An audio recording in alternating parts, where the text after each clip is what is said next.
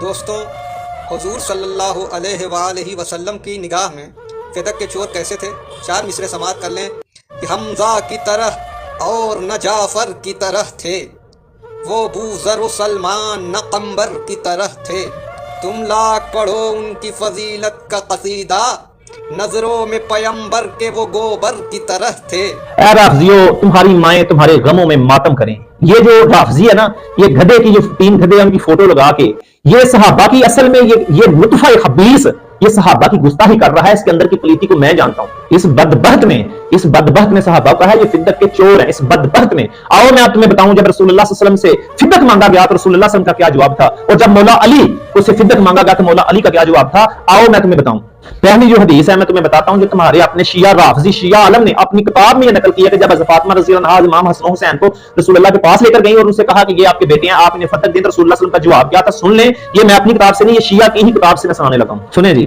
اس روایت کو بھی اس نے اپنی کتاب میں لکھا ہے جسے شیعہ قوم صدوق کے نام سے پکارتی ہے۔ ابراہیم بن علی رافی نے اپنے باپ سے، اس نے اپنی دادی بنت ابی رافیہ سے روایت کیا ہے، وہ کہتی ہے رسول اللہ صلی اللہ علیہ وسلم کے مرض وفات میں فاطمہ رضی اللہ عنہا بنت رسول صلی اللہ علیہ وسلم اپنے دونوں بیٹوں حسن و حسین کو لے کر آپ صلی اللہ علیہ وسلم کے پاس آئیں اور کہنے لگیں، یا رسول اللہ یہ دونوں آپ کے بیٹے ہیں، ان کو ہی میراث سے کچھ دیجئے۔ رسول اللہ صلی اللہ علیہ وسلم نے فرمایا، حسن رضی اللہ عنہ کے لیے میری ہیبت اور بزرگی ہے، اور حسین کے لیے میری جرت اور میری صحابت ہے۔ یہ لکھنے والا شیعہ کتاب بھی آپ کی کہ رسول اللہ صلی اللہ علیہ وسلم نے فدق میں سے نہیں دیا، کیونکہ رسول اللہ صلی اللہ علیہ وسلم کو پتا تھا کہ جو میری میراث ہے، نبیوں کی میراث ہے، وہ علم ہوتا ہے۔ اور اب رسول اللہ صلی اللہ علیہ وسلم سے جب فاطمہ نے فدق مانگا، رسول اللہ صلی اللہ علیہ وسلم نے فدق نہیں دیا، اب تم کیا کہو گے؟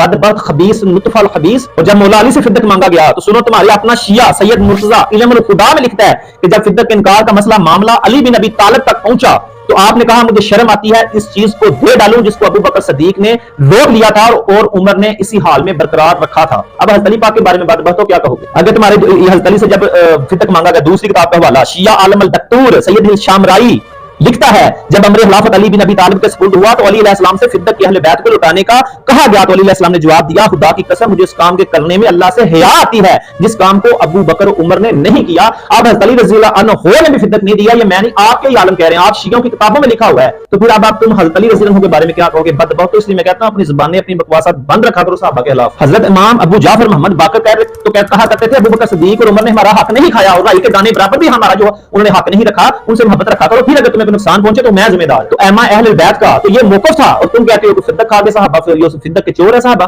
امام محمد باقر کے بھائی حضرت امام زید بن علی بن حسین سے فدق کا موقف پیش کیا گیا نا، فدق کے بارے میں پوچھا گیا کہ ابو بکر نے فدق جو حق نہیں دیا تھا تو ان کا کیا فرمان تھا؟ کہا نہیں، ابو بکر تو مہربان آدمی تھے۔ تو تم صحابہ کی دشمنی بغض میں نا خود کی جو آگ میں مر کے انشاءاللہ تعالی مر جاؤ گے، آگ میں جل جاؤ گے، تب تک جلتے رہو گے جب تک تم دوزخ کی آگ کا ایندھن نہیں بن جاتے ہیں، دوزخ میں اندھے منہ گر نہیں جاتے۔